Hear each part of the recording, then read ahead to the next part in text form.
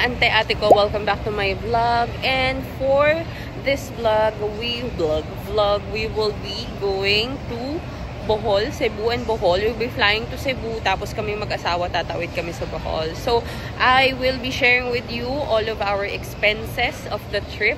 Medyo budget trip to kasi hindi naman talaga to matagal na pinagplanuhan. If you wanted to know more about our trip to Cebu and Bohol, just keep on watching. Don't forget to like and subscribe my page and share nyo na rin sa iba. So, let's go! We're here now at NAIA Terminal 2. Bila kami! Gol! Let's go! Okay, naglagpas tayo. Let's go to boarding gate.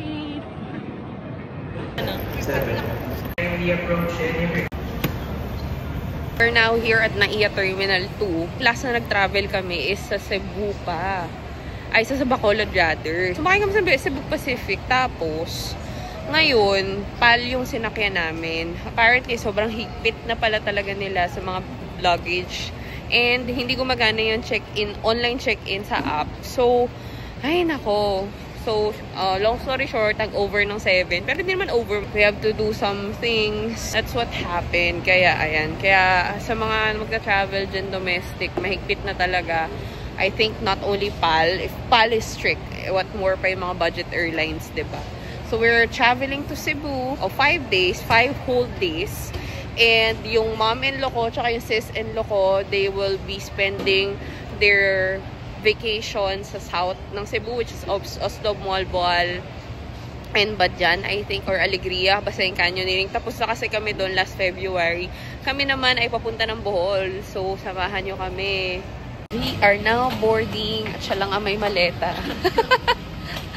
Saan ka na? Dalian mo. Fasten your seatbelt. Push the ends together. We're now here in the Queen City of the South, Cebu. Namin yung bagahe namin. Tapos, punta na kami ng accommodation. Rather, di siya hotel eh. Welcome to Cebu!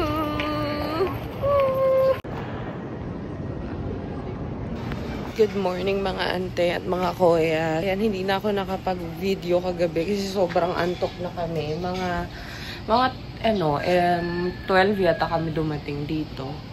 Sa pension. Ito yung itsura niya. Yun lang. Tapos, antok na kami kaya hindi na ako nakapag-video. Ngayon is free day namin. Ang plano namin ng sister-in-law ko tsaka mother-in-law ko is mag-jogging sa Sisilek. Tapos, kumain lang sa mga local na kainan dito sa Cebu.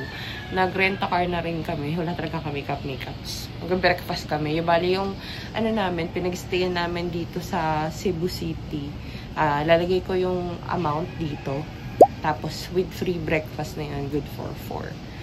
Yung room, mamaya, papakita ko. So, medyo magulo na siya since sa tulugan na namin. So, yun lang. Hello! Free day namin today sa Cebu at pupunta kami sa parang Intramuros ng Cebu. Di pa rin ako nakakapunta doon. Sa Fort San Pedro. Tapos, ipapasya lang namin si Mama at asa na siya? Si ante mo sa mga local na places dito sa Cebu.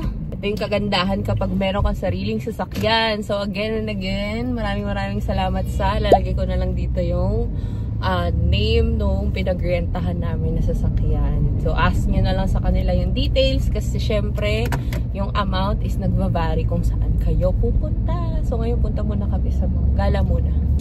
Let's go.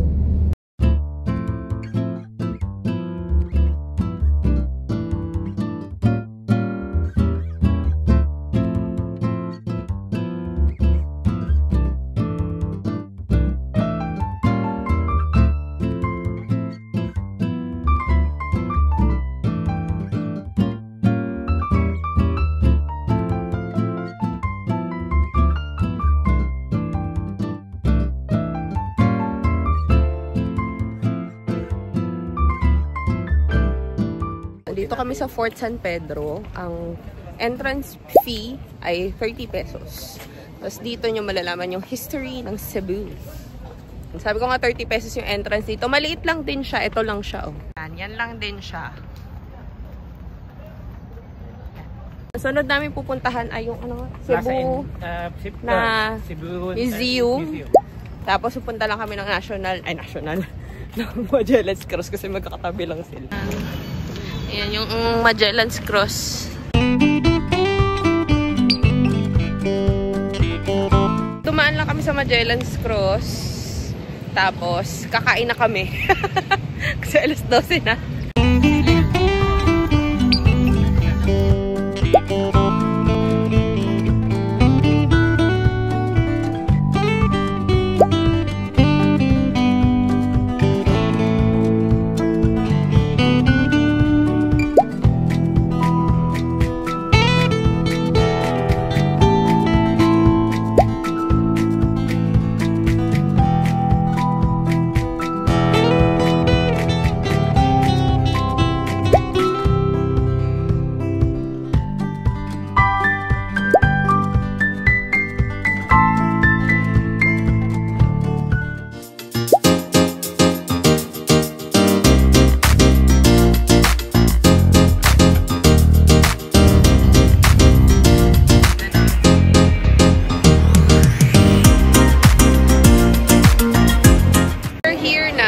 SM City, Seaside, Cebu.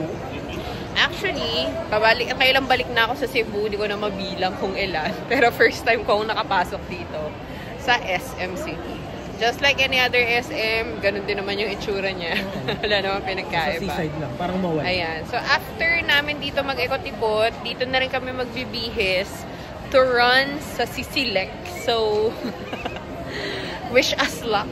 Na sana ay walang mapagod sa amin in the middle of the bridge. Alam mo, I really wonder. Tagal ko na nakikita nito. Ano ba to?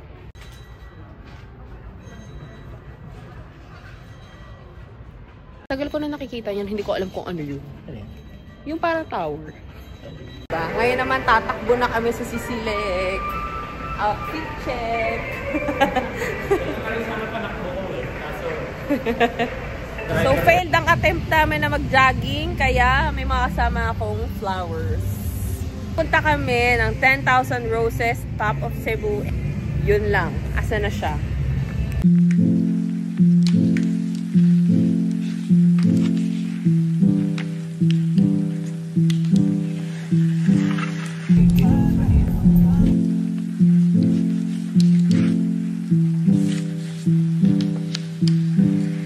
Kami ngayon sa 10,000 Roses dito sa may Cordova, Cebu. Actually, hindi ko naman parang pang fourth time ko na dito. Kaya hinahayaan ko na lang sila mom-in-law at si hipag ko na mag-picture-picture. Sana naririnig nyo kasi may dumadaang airplane. Pero ayan, ang ganda talaga niya.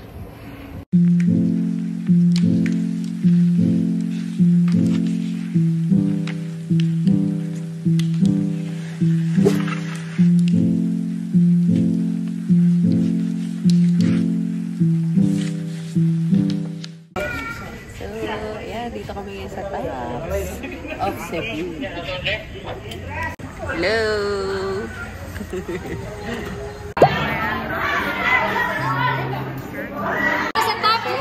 Dito na kami sa tops! First time. Ang kita sa cellphone. Ano pala yung aming hapunan? Siyempre sugbo. Si ano?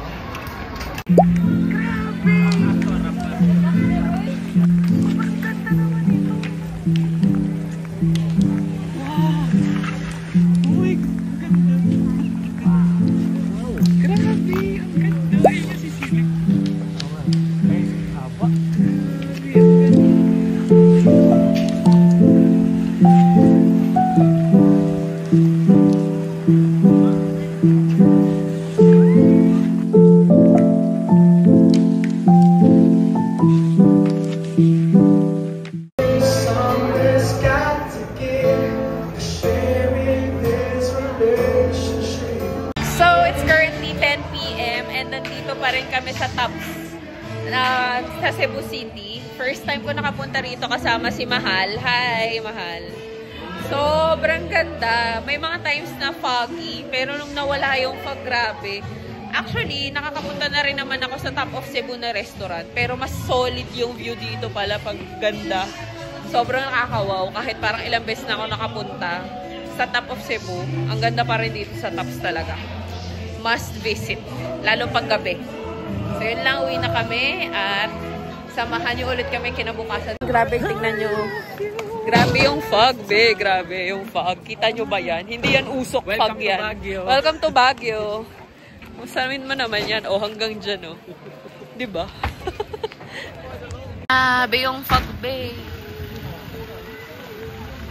Ayan, lakad na lang kami papunta sa parking lot. Yung entrance pala dito is 100 pesos per head. Tapos may parking na 50 pesos. Still parking siya. So, medyo malayo sa entrance. Pero meron namang mga cart.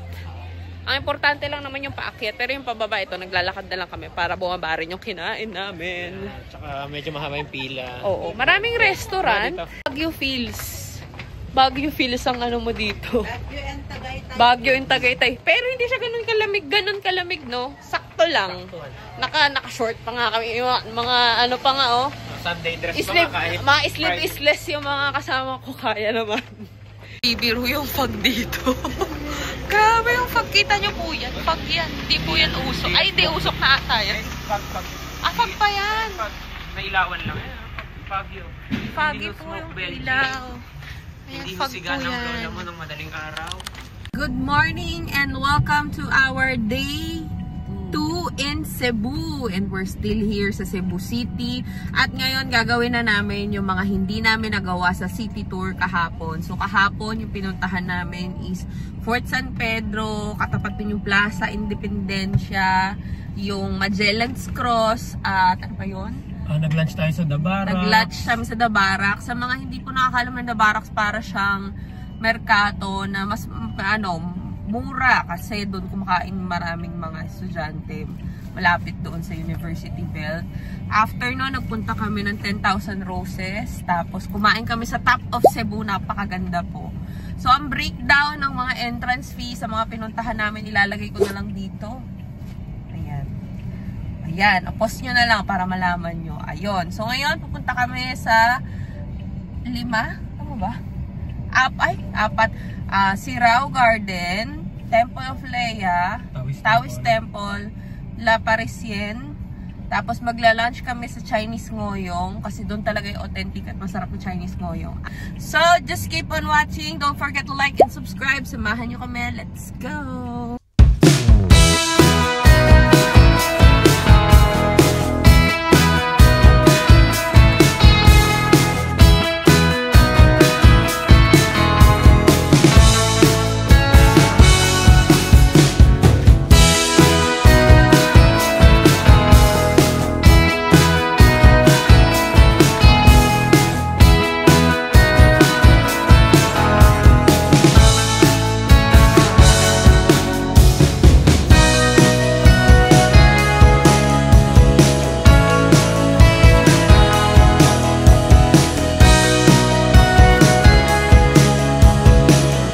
Sirao Garden Farm.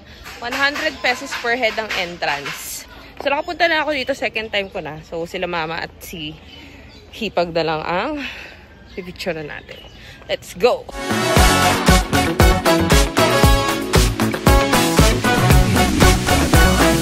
Ng mais color purple. Anong daw tawag dyan? Mais? Mais din. Paglabas ng Sirao, marami nagtitinda ng shake. Mura pa. 20 lang siya. Mango, Spain apple.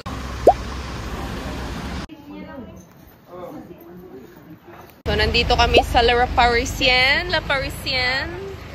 La Parisienne.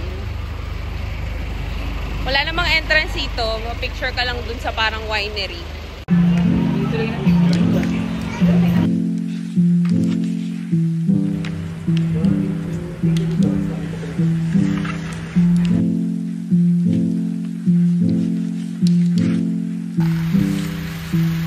Finally, nakabalik din dito. So, finally, nakabalik din ako dito sa Chinese Ngoyong. The best Ngoyong, by the way. Kung kakain kayo ng Ngoyong, ito talaga yung pinakamasarap. Ito yung pension house namin. Ito yung lobby ng hotel. Ayan. Hindi actually hotel, ng pension. In Ayan siya.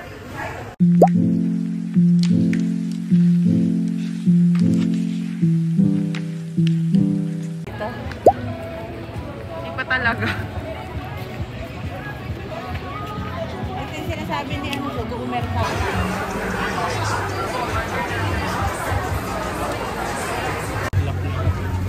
Nakabalik na kami ng aming staycation.